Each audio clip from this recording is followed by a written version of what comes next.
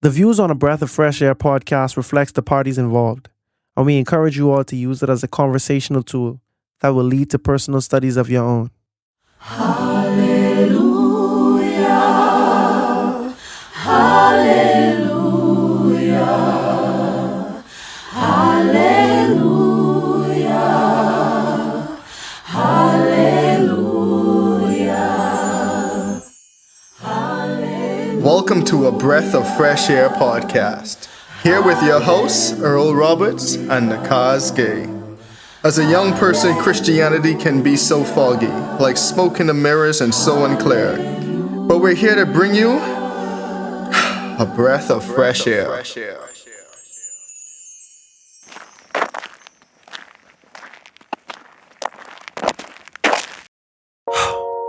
Return home, my daughters.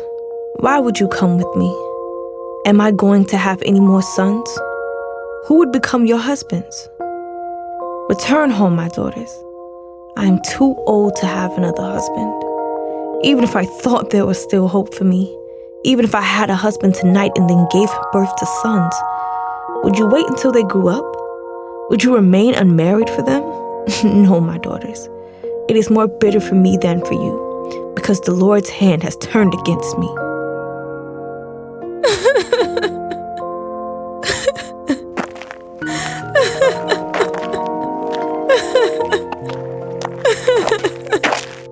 Goodbye. Bye, Orba. Look, Ruth, your sister-in-law is going back to her people and her gods. Go be with her. Don't urge me to leave you or turn back from you. Where you go, I will go, and where you stay, I will stay. Your people will be my people, and your God, my God. Where you die, I will die, and there I will be buried. May the Lord deal with me, be it ever so severely, even if death separates you and me.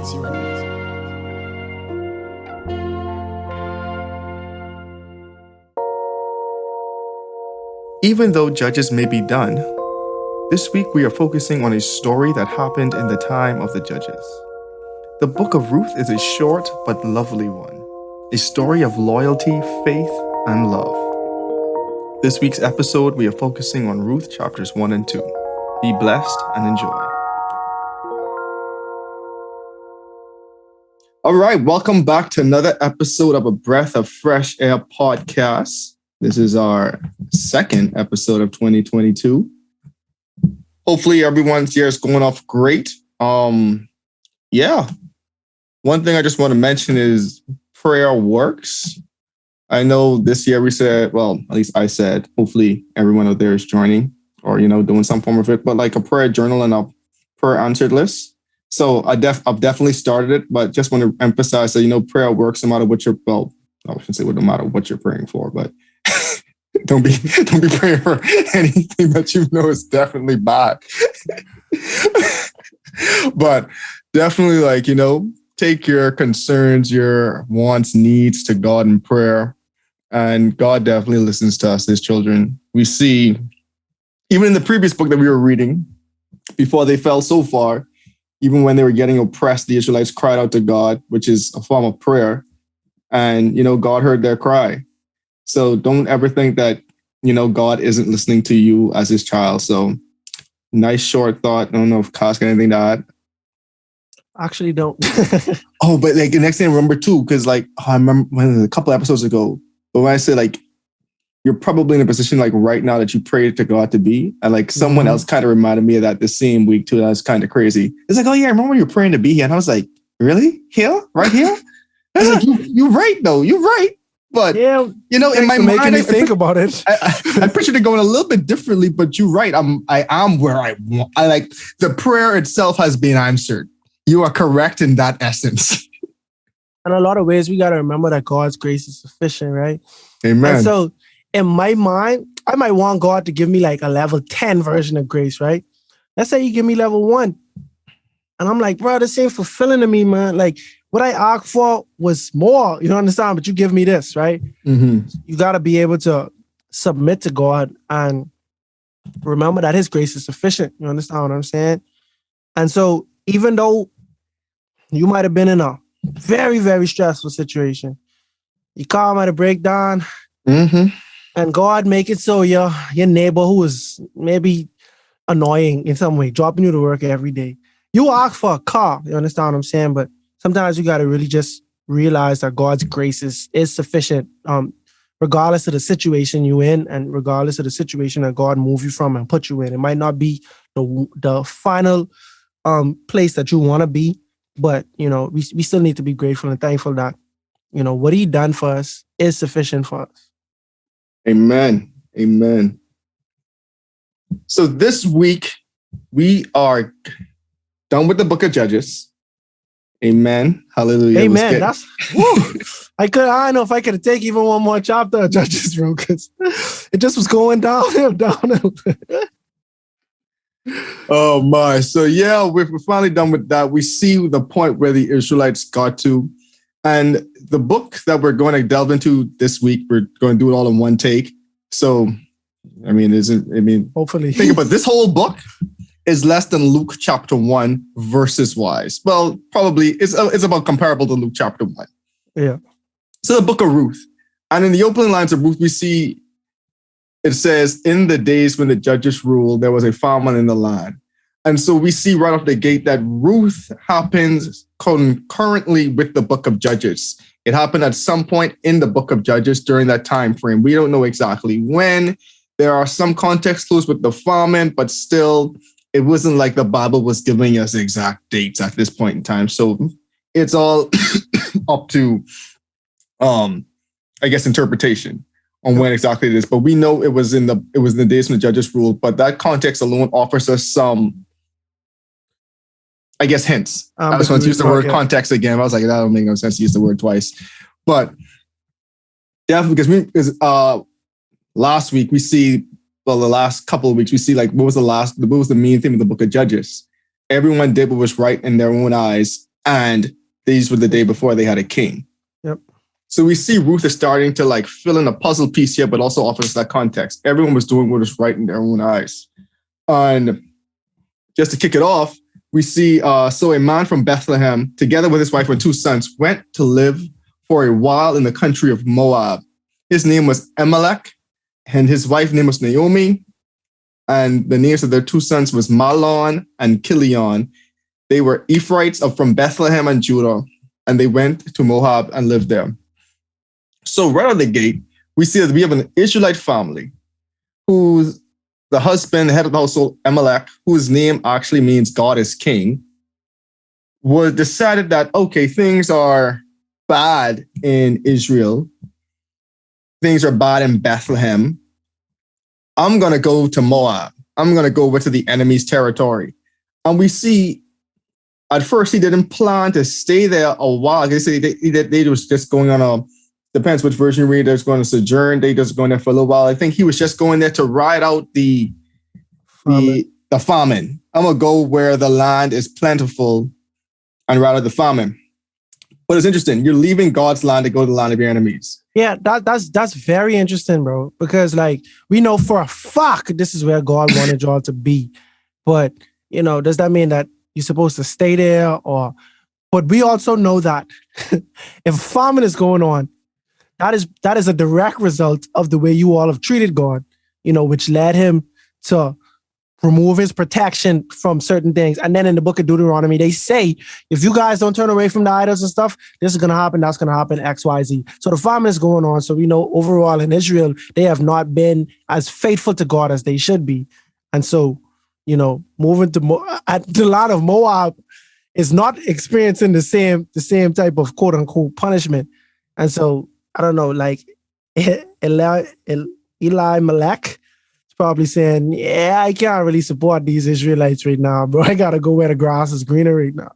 But again, it just shows that everyone was doing what's right in their own eyes, because we don't even see him consulting God. When your literal name means God is king. Yeah. You know what I'm saying? So you're like, yeah, okay, guys. Yeah, I heard the grass is green over there. Let's go.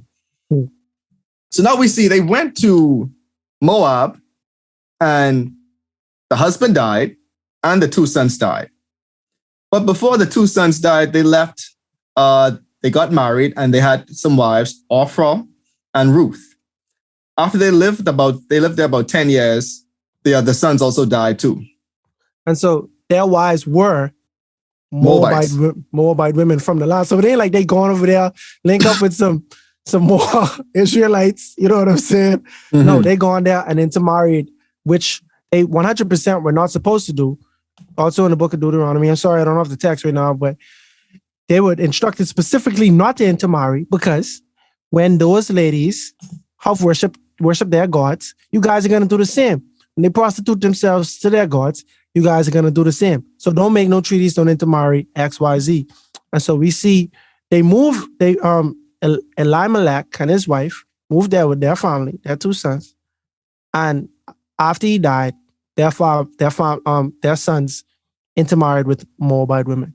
So the story already starting off kind of funny. And to your point, Earl, they did what was right in their own eyes. This was during the time of the judges. We're not sure if they had a judge in the land at the moment or not, but the fact of the matter is these guys were kind of moving like rogue. They were kind of moving in their own time anyway. And so now the problem bears now that we have a story or a situation where there's 3 widows that are childless. Because see, Naomi had 2 sons, which was great, but both of her sons died. And now Orpah and Ruth had no children. And to be childless, and to be a childless widow back in those days was to be you're essentially one of the lowest, one of the most disadvantaged classes in all of the ancient world, because you literally had no one left to support you. Because usually if your husband died, your son's supposed to step in and help you out, or some other family members. But again, Naomi is in a foreign land. Bro, and that sucks, bro. That sucks because you complete the mission. You get married. I'm talking about Naomi. You get married, right? So that's one step. And then you have 2 sons. So you set for life. You should essentially. Yes, yeah, right. You should be set for life in terms of the way you perceive and, your status in society. Right? But now all of that was taken away from Naomi. And I'm saying it sucks, but you could just imagine how Naomi felt to be in that situation. It's hard losing somebody, but then she also has to make an adjustment, life adjustments now. You go from being whatever class you was in, you understand? If she was in high class, middle class, even lower class, you all the way at the bottom now. You have to make that adjustment, and that's how you would be viewed for the rest of your life. And now to your point, they in a foreign land with that. So it ain't like you can just go to your cousins, your aunties to be consoled, bro. Like you away from everyone right now. And you're going through this. Buried your husband and your 2 children in a foreign land. So now we see, picking up in Ruth verse 6. Ruth 1 verse 6. When Naomi heard in Moab that the Lord had come to the aid of his people by providing food for them, she and her daughter-in-laws prepared to return home from there. With her 2 daughters-in-law, she left the place where she had been living and set out on the road that would take them back to the land of Judah. Then Naomi said to her 2 daughters-in-laws, "Go back, each of you, to your mother's home. May the Lord show you kindness as you have shown kindness to your dead husbands and to me. May the Lord grant each of you that you find rest in the home of another husband." That's a good woman. That's a lovely lady. And just even a couple of things there. So now we see 10 years has gone by. And now Naomi heard the whisperings of how God is blessing his people. And something me and Kaz was talking about before the pod, but just how long-suffering God is. Because now we go back to the time of Judges, we see each time, once the people cry back out to God, what happens? God rose up a new judge, rescued them, and delivered them from their oppression. So I would assume it's probably one of the earlier judges when the people were still crying, because now we see God's blessing the people again. So, and now you see they're having food. So now the words travel. Oh, Israel, the famine's done. People are getting blessed. And Naomi's like, that's my hometown. I would have it better there than I do here. I remember when I was in college, I used to be traveling for Engineers Without Borders project. And you know about this, right? And there was one time when I missed my flight in India, right? And I was like, Lord, this ain't the flight to miss. Uh-oh. When I was traveling, I'll always say I would much rather be stuck in the Bahamas or even America than to be stuck any place else that I wasn't supposed to be. Like, I didn't want to get stuck in Dubai. I definitely didn't want to get stuck in China. Definitely didn't want to get stuck in China. India, I didn't want to get stuck with. I'm like, I'm too far from home. So I'm like, this, you say, oh yeah, things actually going better home. My chances are way better home than they are here. I have some family there. I know how to operate. I know how to hustle better there. My chances better there. They my people. But I rather anything happen to me home than anywhere else, bro. Like for real, bro. Like just from the standpoint of support or familiarity, bro. Like, I kind of know how to maneuver in most situations when I'm in my hometown, or how to speak to people, or just to read how people like feel about me or react to me. You understand what I'm saying? You in a different country, bro, different city, bro. Like, I don't know. Sometimes it's a culture shock. Sometimes it's a lot to adjust with. And then, bottom line, bro, you're just ain't as comfortable. You're just not as familiar or used to the circumstances when you're in a different country, especially when you're going through stuff in a different country, you know? And the thing about it is, like, the other context we have for the Moabites, they weren't really truly like a friendly people. So we see Ruth, and even offers what I call a personality up to this point is even kind of like abnormal. Like, they're so like loving and willing to go with Naomi along this journey. Like, this wasn't really normal of the people of Moab. So now we see, imagine you being in this foreign land, the people ain't really checking out for you. They ain't really that loving and kind. You really have no desire to stay in this land, especially when you're really at the bottom class. So you're already at the bottom. I rather, like, I could kind of see Naomi ration. I'd rather be at the bottom. And going back to even the Levitical laws, we know God he set up the nation of Israel to have some provisions for the poor. We know these other Canaanite nations don't have that. And we're going to see some of these provisions as we actually get on in chapter 2 and chapter 3. But, bro, the reason why I say Naomi was a nice lady is because, like, they obviously have a bond, right? Mother-daughter bond. But now they live in a country that was fully functional in terms of, like, food and, vegetation and stuff like that. And they about to go back to Judah because now Judah has food.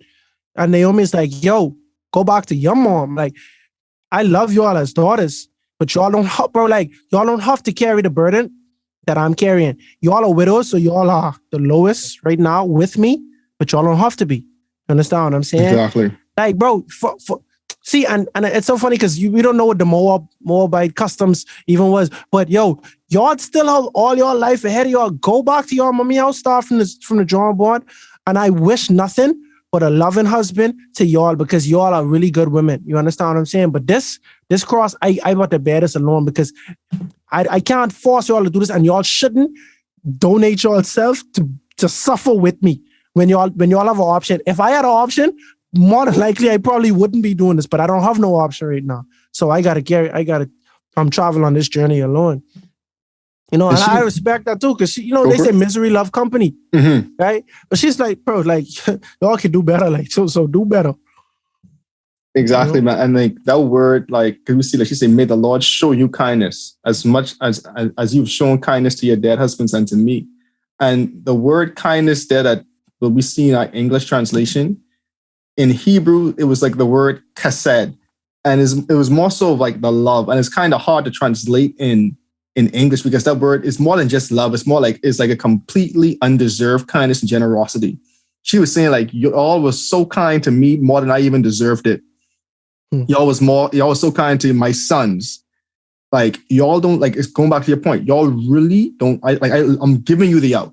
Y'all don't have to come back to my nation because y'all ain't from there. You know what I'm saying? At least think about it. Y'all could stay in your land with y'all family, with y'all customs, with y'all gods if y'all want to.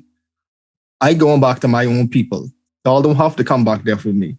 I've already fulfilled my role in Moab. Let me go back to Israel and let me at least go die with my people and try to make a way and for myself. Giving y'all that, but we see they all kissed goodbye and they wept aloud. and said to her, we will go back to you with your people. But Naomi, she said, okay, I don't think y'all really understanding me. Return home, my daughters. Why would you come with me? Am I going to have any more sons? Who would become your husbands? Return home, my daughters. I am too old to have another husband. Even if I thought there was still hope for me, even if I had a husband tonight and then gave birth to sons, would you wait until they grew up? Would you remain unmarried for them? No. It is more bitter for me than for you, because the Lord has turned against me. And so now we see Ruth saying, guess what?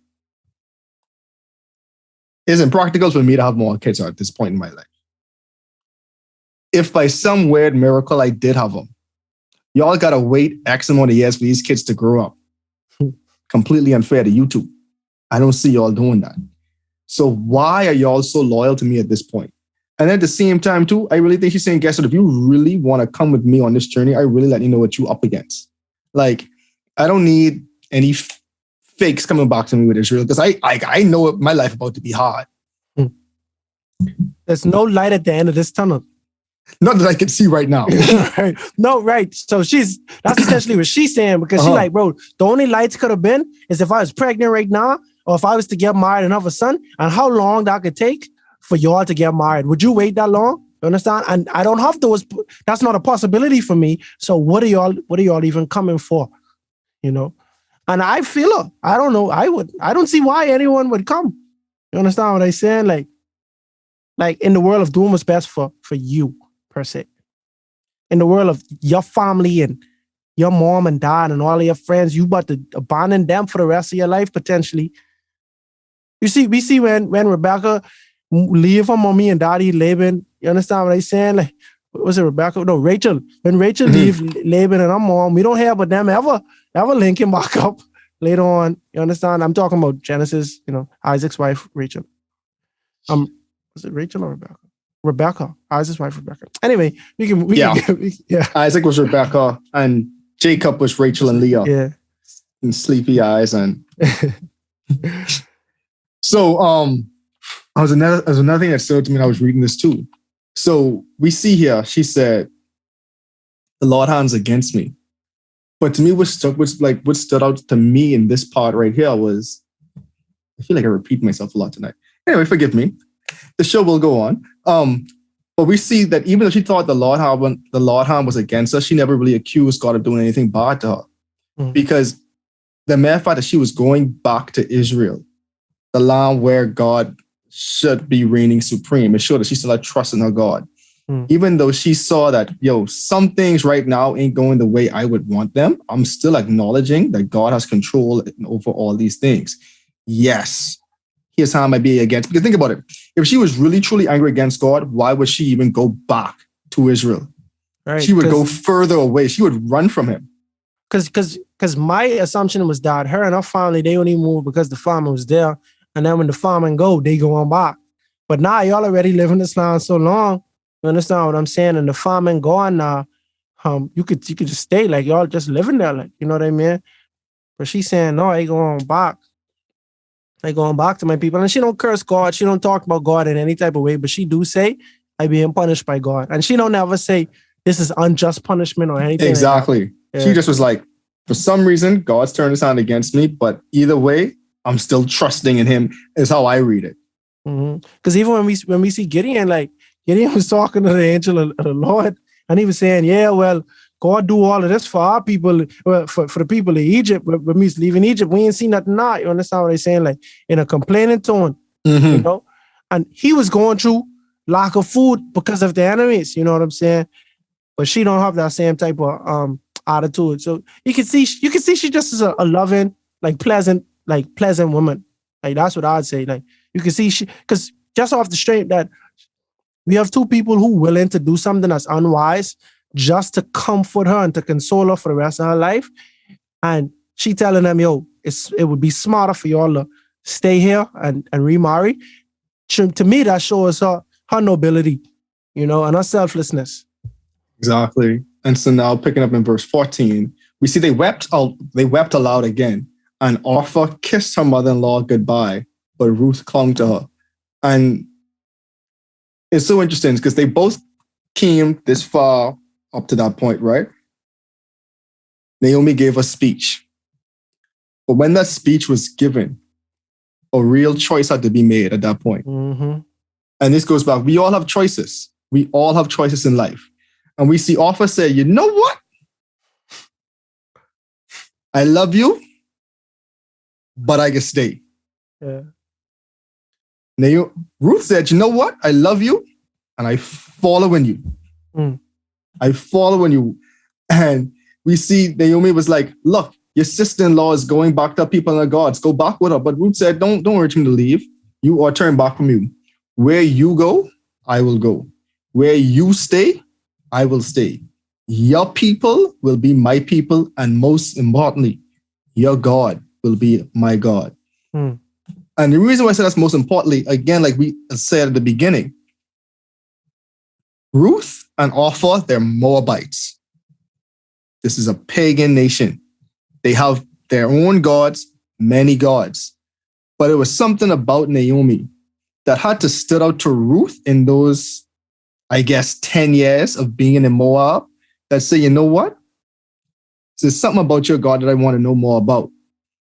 And we've seen this, I guess, with the other R female in the Bible, where she also left her, well, there's a couple R ones, but the foreigner, Rahab, yeah. Where she left her gods to follow the gods of Israel. Essentially joined the nation. And we've seen here with Ruth.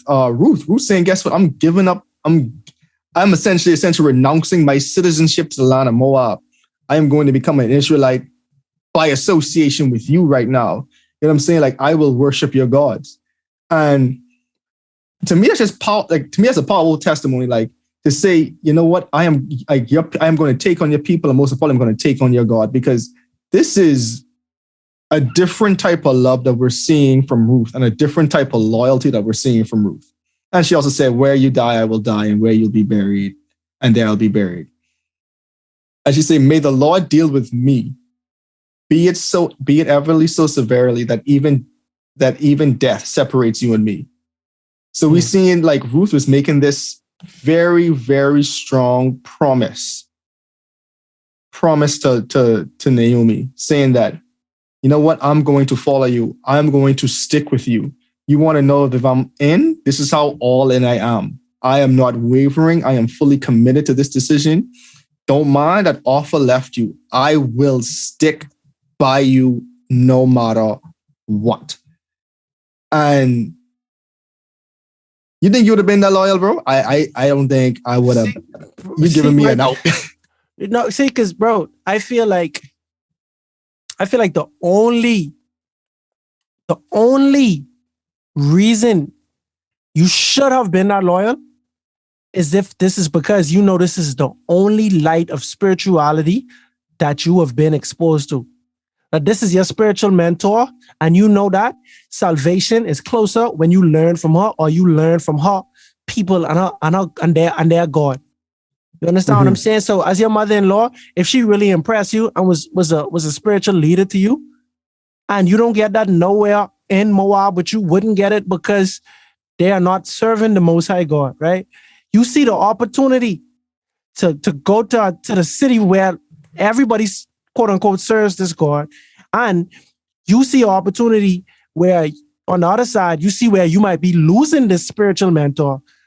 You know, I feel like that's the only right answer, like to say, I stand with you because you my mom. You understand what I'm saying? And you serve the Most High God, and I want your God to be my God. And I love you immensely, and I'm loyal to you. Now, if we were to take God out of the equation, let's say all of them serve the same God, bro, I don't see any reason why I would be following Naomi, like at all. You understand what I'm saying? Because like I love you to death, and I would try to urge you to stay with me. If anything, if that's the case, stay with me, and I'll take care of you for the rest of your life. I'll console you. I'll stay by your side. You going on this mission because you're doing what's best for you, because you got to get back to your people, and you got to get back to the people of God. But as for me, but if I could keep you and remarry, I'd try to do that. The only way that happening is if I stay in my city. You know what I mean? I'm following you for that. I don't see why I should. You know what I mean? So yeah, and to me, what also sticks out is that even though she didn't really know the God of Israel that well, she still know how fair he had to be in. Because you see what she said, like, I mean, if you read in a different version, it says, like, the Lord do so to me, and more so also if anything but that parts me and you. And she's saying, like, guess what? I know God is fair and just. And just to show my commitment, the only thing that's going to separate me and you is death. And if anything else, if I decide to flip-flop between now and then, let your God deal with me.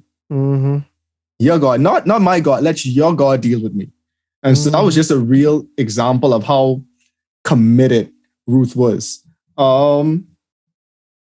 So when Naomi realized that Ruth was determined to go with her, she stopped urging her. Naomi was like, oh, okay, I can't argue with that. Okay, well, this is a real one. Let's continue on this journey. So the two women went until they came to Bethlehem. When they arrived in Bethlehem, the whole town was stirred because of them. And the woman exclaimed, can this be Naomi? And so again, even though she was gone for 10 years, back in the day, Bethlehem wasn't really like a thriving city per se. It was still like a village town. So, like, when you go to the island, people know who you is, even if you've been gone a while, or if they even know, oh, aren't you so-and-so grandson or so-and-so people? This is the kind of thing was happening. So people was like, they recognized Naomi, even though she has been gone for 10 years, or for a decade. They was like, oh yeah, we remember when you left. So like, it's probably the same town people still there. And we see Naomi said, don't call me Naomi, because in context, Naomi means pleasant. So this is like a real life metaphor that she was like trying to get across to them. Don't call me pleasant, call me Mara. Mara means bitter, because the Almighty has made my life very bitter. And so we see when Naomi got back to Bethlehem, she wasn't trying to put up a front or some type of facade that we often see people do when they, come back to the city or come back to their hometown. Yeah, man, everything going good. Yeah, man, Moab, we was good. Yeah, my husband died, but God still got me everything good. She's saying, guess what? Bro, my life has been hard. You know what I'm saying? Like, I ain't coming back here to say, oh yeah, everything's pleasant. I'm coming back to let you all know, like, yo, ain't nothing pleasant right now. God made my life bitter. Things rough right now, things tough. But guess what? By the almighty hand of God, I'm here. And that's the most important thing. And that showed me that it probably wasn't received well that they just left the Moab. That might have been seeing like, y'all just abandoned ship. And look, now y'all back. Is the whole city like, it's not Naomi? And she's an old woman, right? But she had only been gone 10 years. So she more than likely was an old woman when she left. You understand what I'm saying? And so I don't know, like that to me, that kind of showed me that, oh, look who come back. Like, you know what I mean? Like, they might have some animosity towards her because you abandoned us. We supposed to be in this together. Understand? But you going and jump ship. You going inside with the enemy during this time. I don't know. And then she said, I went away full, but the Lord has brought me back empty. Why call me Naomi? The Lord has afflicted me. The Almighty has brought misfortune upon me. But again, we see she ain't cursing God in none of this. It's more like just telling the truth as the truth is. Fortune just hasn't been on my side these last years. I'm not blaming God because of that. It happened. And so we see Naomi return from Moab, accompanied by Ruth the Moabite, her daughter-in-law, arriving in Bethlehem as the barley harvest was beginning. So now in Ruth 2. So now we see Naomi had a relative on her husband's side, and Amalek's side of the clan, a man whose name was Boaz. And Ruth the Moabite said to Naomi, let me go in the fields and pick up the leftover grain behind anyone whose eyes I find favor. And so if you go back to Leviticus, right, so this is actually one of the Levitical laws. In Leviticus 19:9, it says, let me just pull it up. Okay, there we go. When you reap the harvest of your land, do not reap the very edges of your field or gather the gleanings of your harvest. Do not go over your vineyard a second time or pick up the grapes that have fallen. Leave them for the poor and the foreigner. I am the Lord your God. So God, like I said, like God had provisions to care for the poor. So if you had a field, God specifically tell you, don't harvest your whole field. And even while you're harvesting, if a grain was to drop on the floor or something, leave it. That's for the poor. And God's also saying, I am the Lord your God, saying, guess what? I will still provide all your needs. I will still sustain. You're not going to miss the stuff you left over for the poor. So again, Naomi knew the customs of the land, and probably Ruth was seeing this too. But again, what I like about this, Ruth was taking, initiative. I feel like, when you pray, you got to act on your prayers too. You know what I'm saying? Like, because think about it, right? I know people who would have gone back home and say, Lord, I need food. Lord, I praying for some food to come. And guess what? God can send you food. You know what I'm saying? But sometimes God also saying, guess what?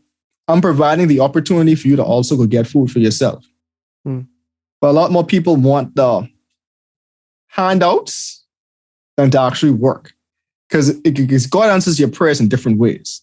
And I think a lot of people want God to answer their prayer the way they want it. But a lot of times, God answers the prayers in the way that's best for you. And 9 times out of 10, that's not the way you want your prayer to be answered. Yep. But you got to be open to that. You want to say something? Yeah, we can see that. We can see that Ruth has faith. Ruth. See, that's my thing, right? If you're born and raised this religion, and you say, man, I just can't follow that religion, right? And you just like, for sure, I can follow this religion, and I really have no backup plan, for real. You got to have faith in that religion. I see what, this me speaking as Ruth, I've seen how y'all speak about God and what the Lord has done for y'all and how y'all still respect him. I trust that. Because I could have said, man, I could bring my gods with me. You understand what I'm saying? But no, I leave my gods. That's the thing. She leave her culture. She leave her gods. She had to submit herself to the Israelite culture, right? And the funny thing about that is, you see how they look at foreigners. They just say, leave the grain on the floor or on the don't pick everything to give to the poor and the foreigner. You understand what I'm saying? Those two things are almost synonymous. And Ruth is both right now. And what I'm saying is Ruth exercised extreme faith to follow her mother-in-law, to be there for her, but then also to work, because faith without works is dead. And that's Ruth. Ruth already showing you she cut from a different cloth. Like, I ain't, woe is me. You understand? I get into work, you know what I'm saying? And I doing what has to be done for me and my new family, and I trust in God at the same time. I trust in your God at the same time. Definitely. Yeah, we might actually have to do this in 2 episodes. Yeah. Okay. Once we're on the same page, and I can stay in this too. Yeah. And I get at the time, I'm like, oh, okay, time's flying.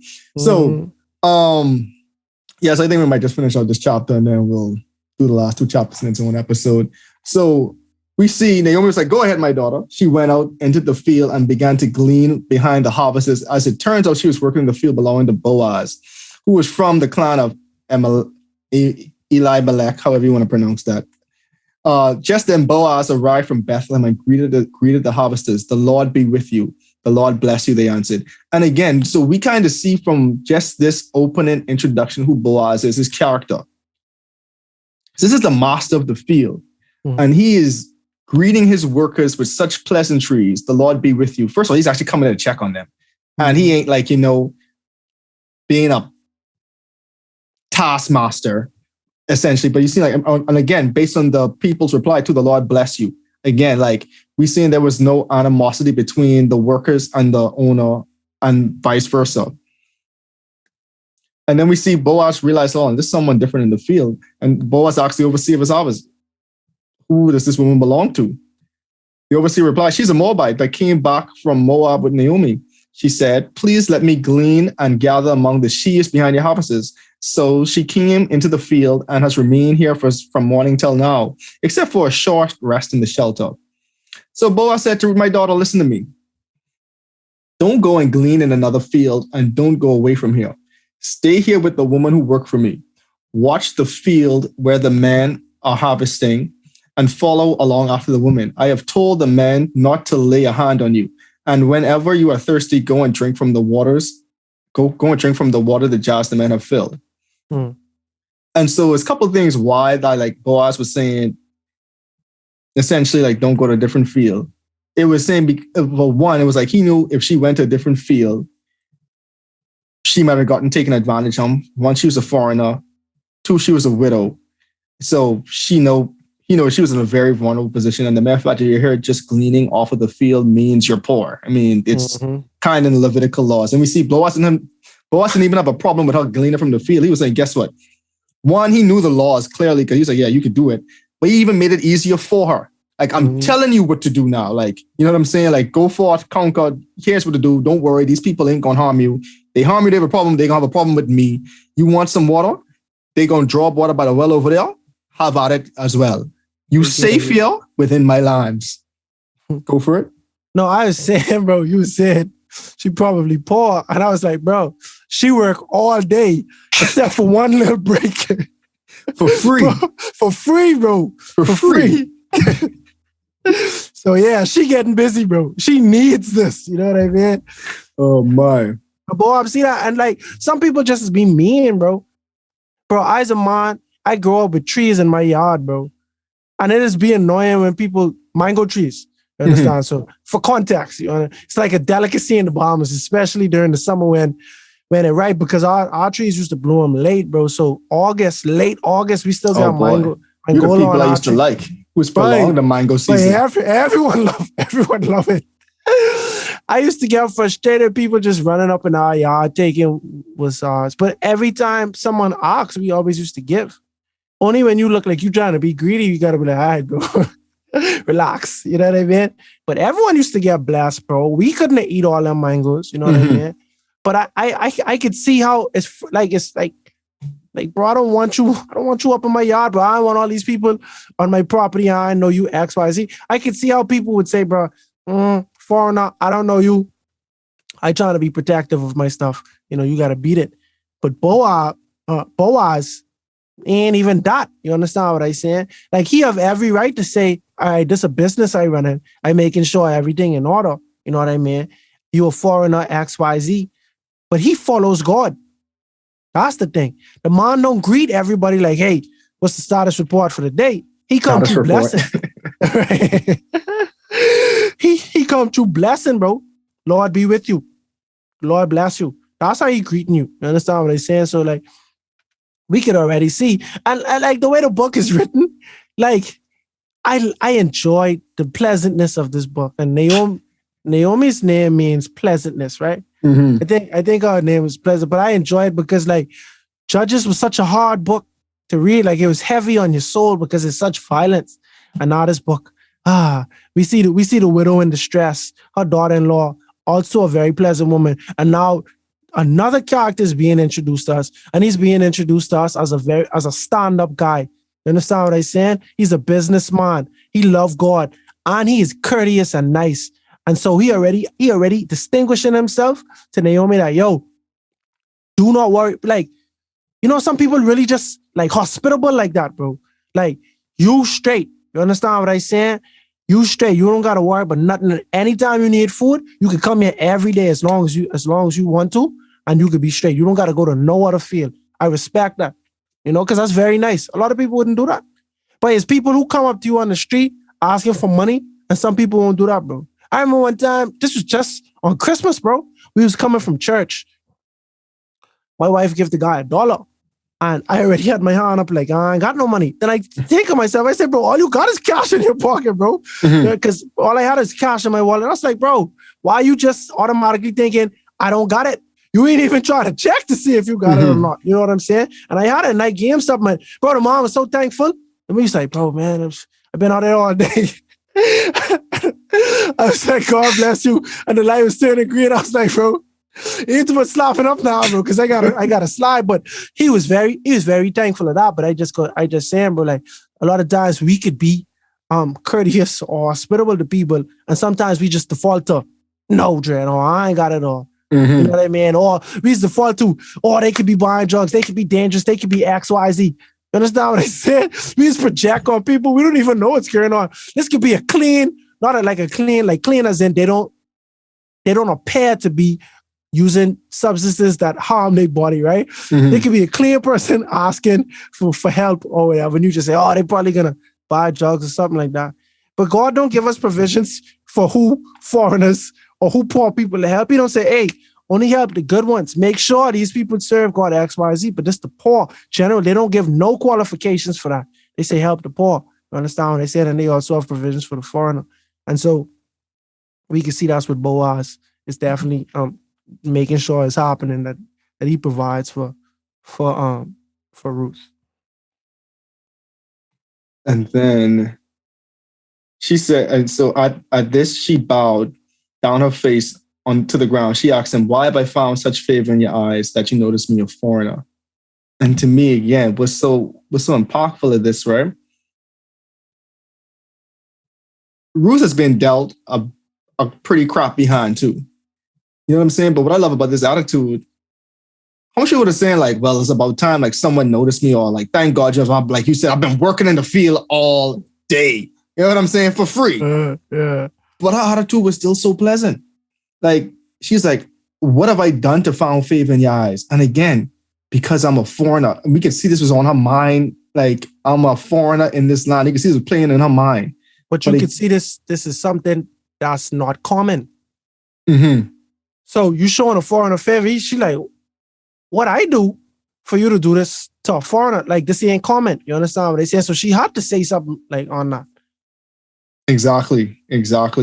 And so, like, to me, that's just interesting. So now we see Boaz reply, I've been told about what you have done for your mother-in-law since the death of your husband, how you left your father and your mother and your homeland and come to live with a people you did not know before. May the Lord repay you for what you have done. May you be richly rewarded by the Lord, the God of Israel, under whose wings you have come to take refuge. And again, this is a clear instance of a smaller village type style setting, because, you know, word is spread fast in the island. Yeah. And so we see Boaz, like, he just get introduced to us like 3 verses ago, but he already know the whole story. Like, from when he asks, like, who this woman is? Oh, that's Ruth?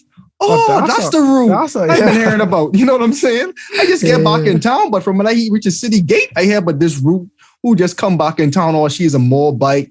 Oh, she come with Naomi. You remember Naomi? Oh, yeah, I see Naomi in a couple of years. Yeah, man, she been going in more for a decade. But yeah, she bring back her daughter-in-law, and her daughter-in-law, you know, Milon, he died too, so she ain't got no husband. Right. You know how the gossip is go. For sure, bro, for sure. Because they was already stirred up when they entered the town. Like, first of all, if they was salty that they left in the first place, bro, and now you come back and all of this hardship happen to you, bro, you just giving the gossipers fuel. Like, you see, you tell her she shouldn't have go. Should have stayed right here with us. You understand what they saying? She was worried, but if she could die, and all her people was worried, but if they die and it still happened, you know what I mean? Like, all type of thing they could be saying about them. But, you know, we mentioned Rahab earlier, right? And a lady, when in the book of Matthew, when they go through the genealogy of Jesus, you know, rooting, you know, Adam straight to Jesus, in the line of David, where Jesus is from, Rahab, a lady named Rahab, the husband of a man named Salmon, is mentioned. And then after that is mentioned Boaz, right? So Earl and I have had a lot of conversation about this because, bro, it's hard to believe, right, that this is the same Rahab, or that she is the mother of Boaz, especially when you read the text. I think it's in Matthew 1, when they go through the genealogy. And you read the text and you notice that if you was to go to Genesis or Chronicles, you would see Matthew 1, verse 3 or verse 5, I'm talking about specifically. You would see that there are people in the genealogy that are not mentioned, that were mentioned in previous genealogies. So you can see where Matthew was kind of like a summary of some of the notable figures, but not all, right? Mm-hmm. And so in the world where Rahab was the father, Rahab, let me just read it for a second, bro.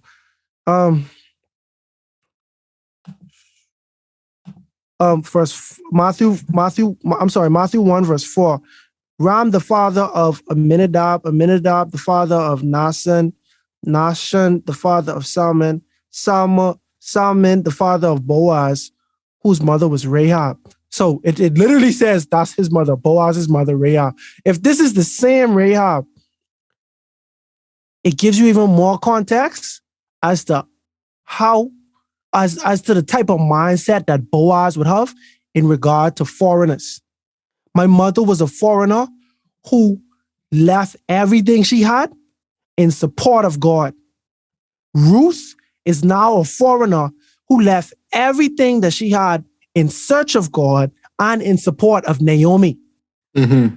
Very poetic, the way these two, the similarities between these two. And so I feel like it's even more, I just think it's solid, bro. And the bottom is solid. That's just like admirable, good, cool. Like we just use that word for in a good context. I just think it's solid that Boaz is like, I showing you love, I showing you support. I see how you treat Naomi and I respect that. You understand what I'm saying?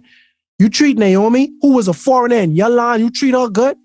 And now you want a foreigner in her land, and we can return the favor. We can return goodness with goodness. And that's what Boaz showing right now. Exactly.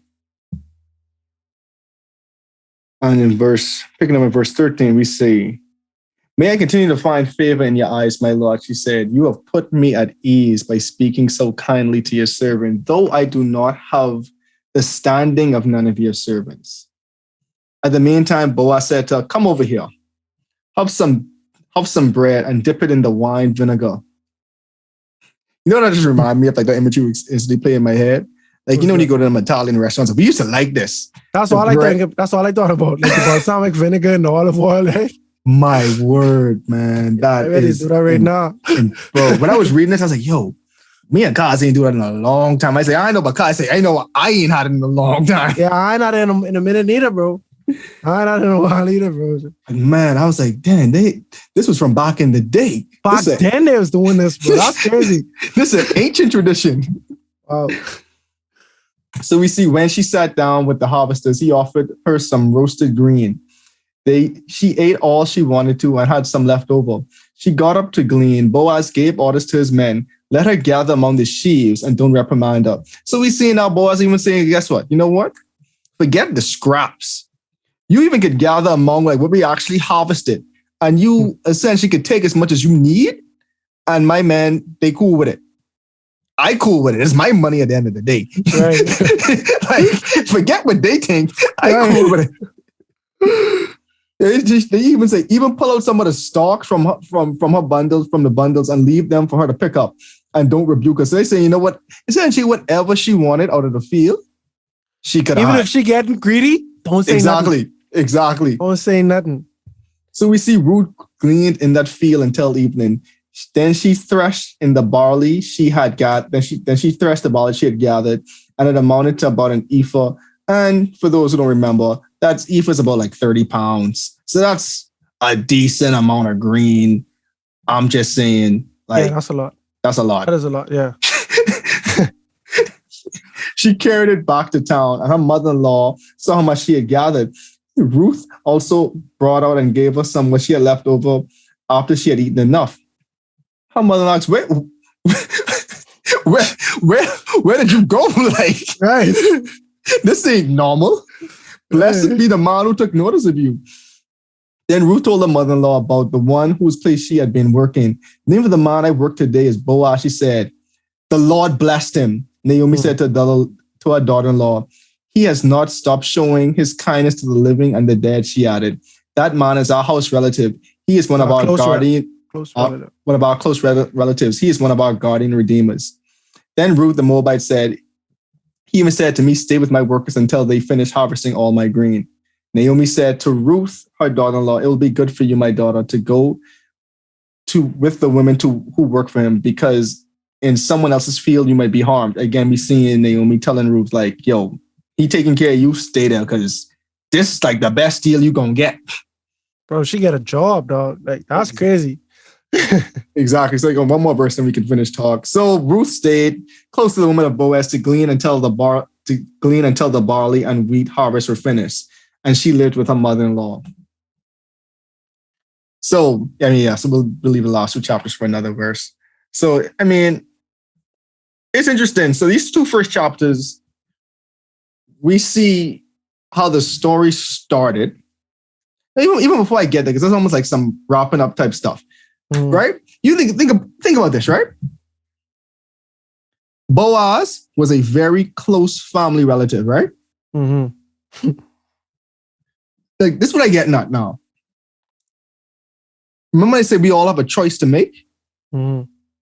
Naomi and Elimelech made the choice to leave.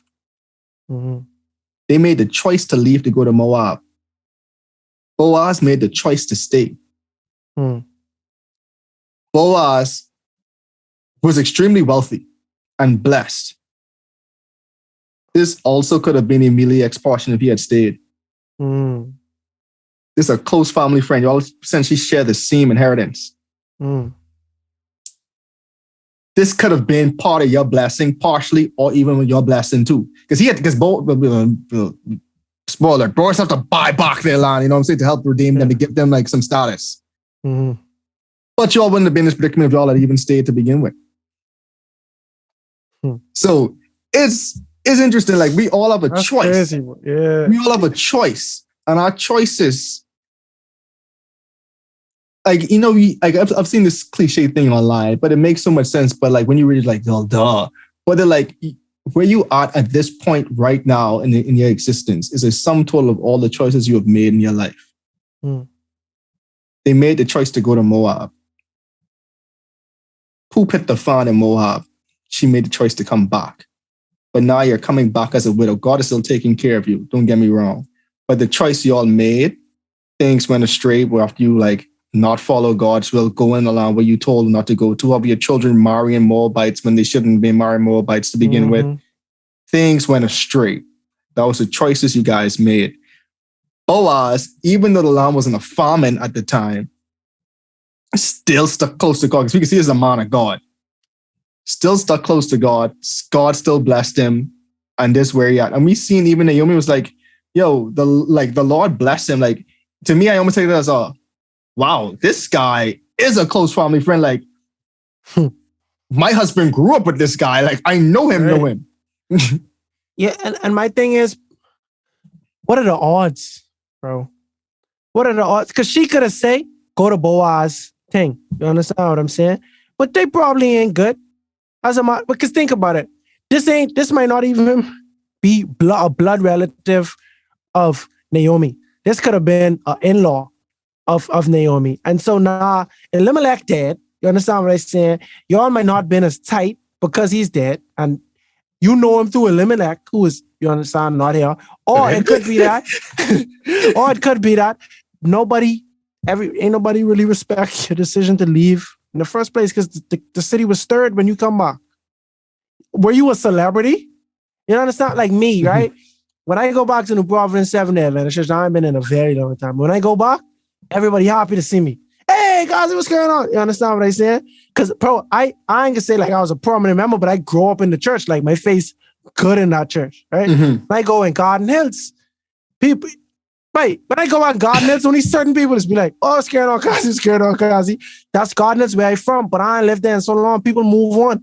You understand what I'm saying? New people live there looking at me like I was a new person. You understand what I say? Like, but now, if I did leave any of those places on an extremely bad note, when I come back, it would have been like, oh, look who back. Look what the cat dragged in, right? Boy, mama always told me it'd be days like this, right? Boy. And so we see, I don't know. I'm just trying to understand Naomi because she could have directed her. She could have directed Ruth. Because Ruth does not know this area. No, Ruth not at had all. to fend for herself. What are the odds that a foreigner just so happened to walk onto a close relative who is a just man of God that believes in God and is going to treat you right as God would want him to treat you? What are the odds, bro? It's not luck. It's divine. Exactly. And to me, like, that's the beauty of the book of Ruth. Because, and again, it's kind of sad that we didn't get to finish the whole book, but at the same time, it's a blessing. But through the theme of through this book, you don't really see God being in the forefront of the book, but we see more how God works in our lives as like us readers, more behind the scenes. So we see God's invisible hand working behind the scene the whole way. Like, for one, Naomi's silent witness throughout the years was a good thing that Ruth was impressed by her faith to follow her back to Israel to learn more about her God and follow her God. That's one thing. That's just God in itself. Mm-hmm. Now, Ruth was so humble and was so humble, kind, and caring, and was led by God to take the initiative to go work in a field to go get some gleanings to get food for Naomi and herself. God so happened to guide her to not just any random field, the field of their family redeemer, the field of a man of God, the field of a very wealthy man, and the field of a man who's actually looking out for her above and beyond his duties by the law. Because all he had to do, essentially all he was really instructed to do by God is just, whatever I drop, you keep. Right. And the part I don't glean, you go over there. Mm-hmm. He's going above and beyond. Guess what? Don't go to no one else's field, because I know what's going to happen to you if you go to someone else's field. I've heard what you've done. Your character seems to be good. Cool. I appreciate what you've doing for Naomi. Might not be that cool with her, but I could respect your deeds because you going above and beyond. So guess what? You could eat with me. You could work with my workers. You have a place to stay. You have a place to drink. And all the food that you ever would possibly need and want, you could take. You ain't just got to be worrying about the scraps. You actually could take from the field itself. And that just, and to me, all this is God. And so it goes back to even like how I said before, even though Naomi was like, God's hand of misfortune is against me, she never cursed God. Even though she knew things wasn't going right, again, she was still running to God instead of running away from him, because that's why she came back home. And we seeing God still work in her life in the background, because we reading this, we seeing, oh, the Lord bless you, the Lord be with you, oh, the Lord bless him, but we ain't seeing no outright praying to God or no outright mention of God or blatantly saying Ruth was guided by the Holy Spirit, but it's implied. Bro, but you know, it's so remarkable to me. So it's in Matthew 15, it's a story that used to perplex me, right? Matthew 15, verse 21. And it's called the faith of a Canaanite woman. Mm-hmm. Now, think about that. Moab is in the land of Canaan. So Ruth this could apply directly to Ruth, the faith of a Canaanite woman, right? Leaving that place, Jesus withdrew to the region of Tyre and Sidon. A Canaanite woman from the vicinity came to him, crying out, Lord, Son of David, have mercy on me. My daughter is demon-possessed and suffering terribly. Jesus did not answer a word, so his disciples came to him and urged him, send her away, for she keeps crying out to us. He answered, I was sent only to the lost sheep of Israel. The woman came and knelt before him. Lord, help me, she said. He replies, it is not right to take the children's bread and toss it to the dogs. Yes, it is, Lord, she said. Even the dogs eat the crumbs that fall from their master's table. Jesus then said to her, woman, you have great faith. Great faith. Your request is granted. And her daughter was healed at that moment. Mm-hmm. This story always perplexed me, but you know what I realized, bro? By the grace of God, I realized this. Jesus wasn't being mean to that woman, you know. But it sounded like he was being mean. He wouldn't answer at first. The disciples see it and say, man, run this girl, man. Because they feel like Jesus was being indifferent to her the way that all Israelites would be indifferent. Jesus said, I came only for Israel. But she continued being persistent. And he said, should I give the children bread to the dogs? And she said, even the dogs would take crumbs. And bro, let me tell you why all of this was so necessary. Because a lot of people, bro, it's like Rahab, right? She see the Most High God. She could have said, hey, I want still worship my God, but I want to be saved. I want to be saved when you all kill me. You understand what I'm saying? But she chose to abandon all of her stuff, right? She chose to abandon everybody and follow after God. And that's why she could be in the genealogy of King David. The same thing with Ruth. Ruth could have said, I bring in all of my gods and I still come into the land with you. She could have said, I want to have both. I want to get blessed from Jesus, who's the Most High God, but I only want to use him. I want to fully submit to him, right? Jesus in Matthew 15, verse 27, he had to make sure, he had to test the woman's faith to see if she was willing to fully submit to God. Mm-hmm. She had to fully submit. She had to kind of denounce her religion. She had to kind of denounce her nationality. Jesus said, I only come to the Israelites. She said, man, I'm willing to submit myself and say, hey, I don't care. I'll be a dog because that's what it takes for me to swallow my pride to get the blessing from God. She did not allow her pride to get in the way. She did not allow her pride of religion or pride of nationality to get in the way. And Jesus tested that. He ignored her at first. That's what Israelites used to do to Canaanites. When Canaanites come around them, they ignore them. That's why when Jesus spoke to the woman of the well, the woman at the well, she was not a Canaanite. She was a Samaritan.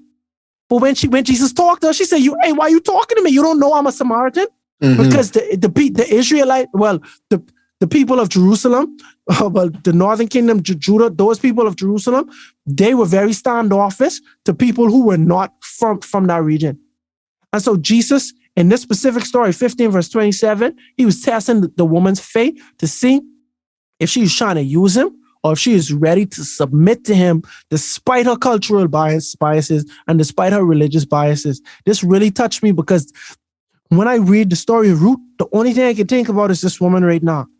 Ruth was willing to submit, bro. We don't know what social status Ruth was in, but she said, I'm ready to go the lowest of the low to follow this woman and to follow this woman, God. She could have done much better in her hometown. I sincerely believe that. The only way she could have done worse is if it was God's will for her to do worse. I'm sure she could have lived in her parents' house and she wouldn't have had to been begging and nobody feel, just getting the scraps. But you know what she say? But even dogs get to eat the crumbs from the table. And that's what Ruth was trying to do. Ruth was essentially trying to eat the crumbs from the table. Mm-hmm. And that shows great faith. You understand what I'm saying? So I respect Ruth, bro. I respect Ruth because she's a foreigner. She ain't had to go through that. Me, I've a lot of times I've said out my own mouth, I don't go where I want it. Why Ruth going amongst the Israelites? The Israelite people may not have been nice to her. And it's more than likely they were not going to be nice to her, despite what Deuteronomy and Leviticus says. That's why when she see a man like Boaz being nice to her, she say, what I do? Mm-hmm. You know what I mean? For you to treat me like this. And she remind him, I'm a foreigner. Mm-hmm. Please don't forget, because I don't want you to do this for me under false pretenses. You understand what I'm saying? What I do, and Boaz simply remind her too, that you treat Ruth, who was a foreigner to you, you treat her with love and compassion and loyalty. And now I am going to do the same for you. You understand what I'm saying? Because that's what God instructed us. That's what God instructed me to do. All of us as Israelites. And at the end of the day, that's God's will. And that's why God brought you here. So we can see where this woman, who was a Canaanite woman, submitted herself to God. And the Lord not only blessed her, but at the end of Ruth chapter 2, he provided her a bountiful blessing and a source of hope for the future.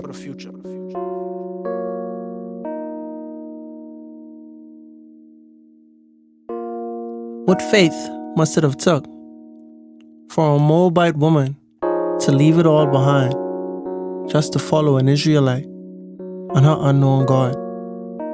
Throughout the Bible, we've seen situations where men, after being called by God, leave it all behind just to follow him to the place where he wants them to be. And the same can be said for Ruth, who chose to leave behind her family, friends, religion, and the prospect of being married in order to stay loyal to Naomi and follow the Most High God. And although it appears that she just threw her whole life away, in actuality, she just found it. But we'll talk more about that on the next episode of A Breath of Fresh Air. Tonight's episode included voice acting by Jenae Roberts, Ayanna Alberston-Gay, as well as your host, Nakhaz. Remember to go ahead and research on your own in order to get a more firm understanding of tonight's episode. And if you enjoyed it, make sure to like, subscribe, and share with your friends. You can follow us on social media at A Breath of Fresh Air Pod on Instagram and BOFAPOD on Twitter. Thanks, everyone, and we'll see you next week.